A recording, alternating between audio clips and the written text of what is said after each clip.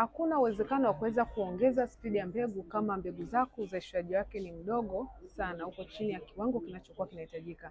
Mbegu ikiwa na spidi, inatakiwa pia kiwango chake cha uzalishaji wake kiwe kwenye level inayohitajika ili kuhakikisha suala la wewe kuweza kufanikisha ujauzito linafanikiwa. Vyakula hivi ni vyakula ambavyo vinasaidia kuboresha mbegu zako za kiume na kusaidia pia spidi yako ya mbegu kuweza kuwa imara zaidi.